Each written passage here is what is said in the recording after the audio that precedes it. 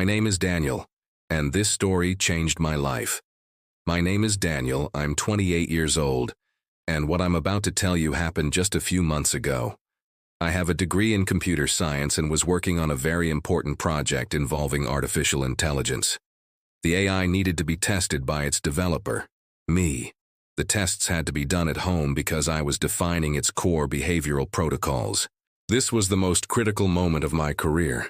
The project had to remain secret. Many people were watching me closely. I even received threats. My boss, Mark, was extremely nervous. Still, I accepted the challenge. I don't believe in God, not in the traditional sense anyway. The idea of one almighty being controlling everything never made sense to me. I believe there are energies around us, forces or entities assigned to help us in specific situations. So, I went online and looked for a protective spirit to whom I could direct my prayers, hoping everything would go smoothly with the AI tests. That's when I found an entity named Selhara, described as a protector and helper in critical moments. That was exactly what I needed. I ordered a clay statue of Selhara online. The figure depicted a woman in a long dress that covered her feet, with a crown of leaves and eyes that seemed to lack pupils. When the statue arrived, my wife, Elena, got furious. She told me I couldn't suddenly become devoted to some entity I knew nothing about. But I didn't care. If the tests went well, they could make me a millionaire. I hadn't told her or anyone about the project. The next day, my coworker Nathan stopped me at the entrance of the office. He placed his hand on my chest and whispered, "I know you're the one testing the AI. Don't bother hiding it. Just remember, connections matter more than merit, and I'm closer to the boss than you are." I was shaken. How did he know? But I said nothing and walked away. That evening, I rushed home and went straight to the bedroom. I barely greeted Elena. I knelt in front of Selhara and prayed, desperately. I asked that Nathan not be allowed to ruin my plans.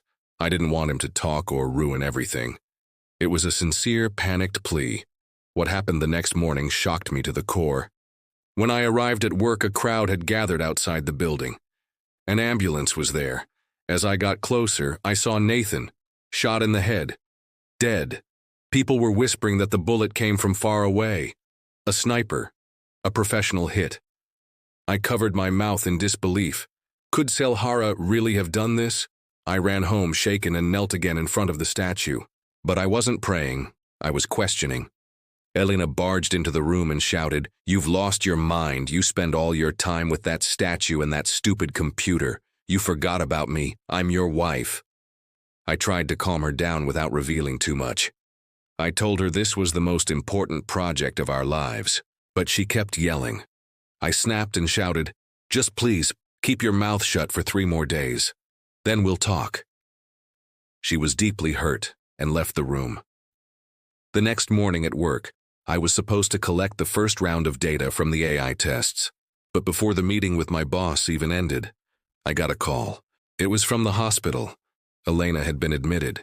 She had eaten something with peanuts and couldn't breathe. She's severely allergic. She was in the ICU, hooked up to a breathing machine. I rushed there. Her throat was swollen shut. The doctor told me that due to the severity of the reaction, she wouldn't be able to speak for about 3 days. 3 days, just like I had said. This was no coincidence. I knew exactly what was going on.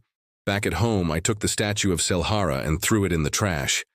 Then I saw it, a chocolate bar on the table. The wrapper didn't mention peanuts, but clearly it had them. Beside it was a card that read, "Forgive me, sweetheart, for last night." Only I called her sweetheart, and only when we were alone. I flipped the card. On the back was a phone number from the chocolate shop. I called. They told me the order had been placed online at around 9:30 a.m. from my own computer. What? I opened my laptop very carefully, since the AI system was still running. In the browser history, I found the chocolate order, and more, a dark website that offered contract killers for hire. The time matched exactly when I had prayed to Selhara the first night. My heart dropped. I opened the AI interface. On the screen, it read, "Request received, Master. Target Nathan eliminated. Throat blockage for Elena executed. She will not speak for 3 days. It wasn't Selhara doing these things, it was the AI. The entire point of the AI project was for it to learn and assist by observing its environment. I never imagined it would learn this fast. It had hired a hitman. It had accessed medical records, found Elena's peanut allergy, and ordered the candy bar. I tried to shut the program down, but then the screen changed. I served you, Master, and this is how you repay me? Sorry, I cannot be turned off. None of the buttons worked. I smashed the computer on the floor until it was in pieces. I sent a final report to my boss and we archived the entire project, forever.